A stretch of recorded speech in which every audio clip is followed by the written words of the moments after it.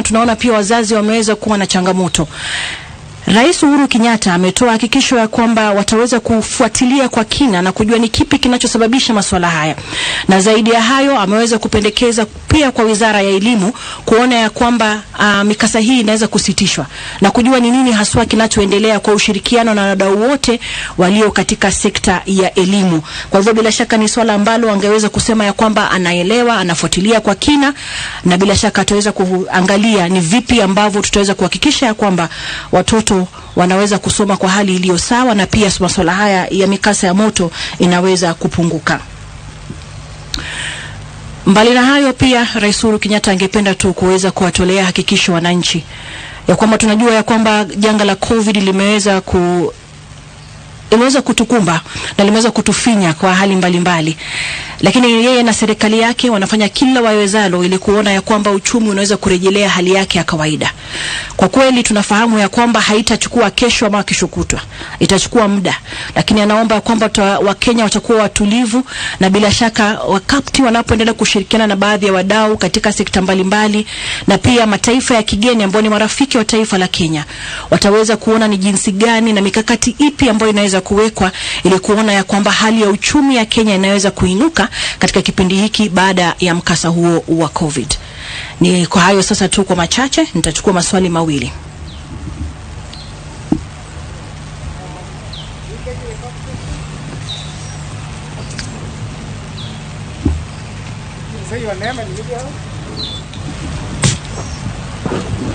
My name is Kennedy Kimanthi, right for the Daily Nation.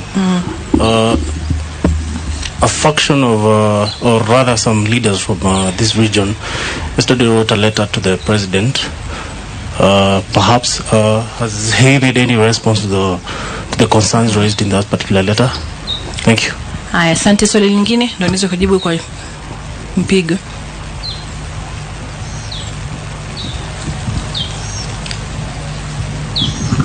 Thank you. Naitwa Wainena Dungu, nafanyia Standard Media. Ningetaka kuuliza kama kuna mradi kama Keno to Marwa Duo Carriageway ama nyingine a bigger project which he'll be launching during the visit. Kama nilivyotangulia kusema ya kwamba miradi ambayo itakuwa anaweza kwenda kuzuru kama rais tutaweza kuwapasha, manake nitaweza kukueleza hivyo kwa hivi sasa, alafu nitakuwa nimemwaga mtama. Yatakana ionekane kwamba ni swala wananchi wanaweza kulifurahikia, yani leo tunasema surprise kwa lugha ya Kimombo. Lakini bila shaka tuweza kuwafahamisha kwa wakati uliofaa ili tuweze kuona ya kwamba mnaweza kuwa mahali pale takapokuwa katika mradi ule ambao atakuwa yuko kwa wakati unaofaa. Kuhusiana na swala lako Bwana Kennedy, swala hilo sitaweza kulijibu kwa sasa. Naam. Swali lingine la mwisho.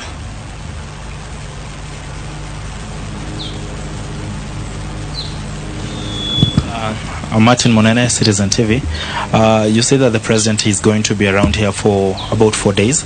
So are we going to see the president doing meetings just here in Sagana? Are we going to go to see him actually leave and make rounds around Nyeri or around this region? Atafanya mikutano katika ikulu na pia kutakuwa na mikutano itakayokuwa nje, lakini hiyo itakuwa sana sana ni mikutano ya kwenda kutembelea miradi. Na pia ningependa kutoa tu hakikisho ya kwamba mikutano yote inayofanywa inazingatia mikakati yote iliyowekwa na Wizara ya Afya kuhusiana na swala zima la COVID-19. Naam.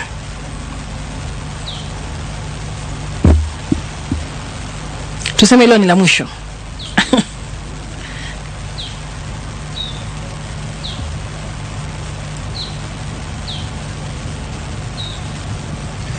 Thank you for the opportunity. My name is Giverson Minor from K24. My question is, can you give us a breakdown, the numbers of MCAs, the number of MPs, the governors, and so forth and so forth? Itakuwa ngumu ndugu yangu, sitaweza kujibu swali hilo. Naam. Haya, kwa mara nyingine tena natoa samahani sana kwa kuweza kuchelewa.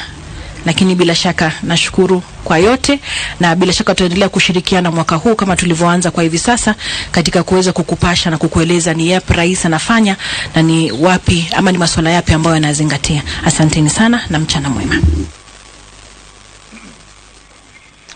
Gatho nyingi muno ni muruna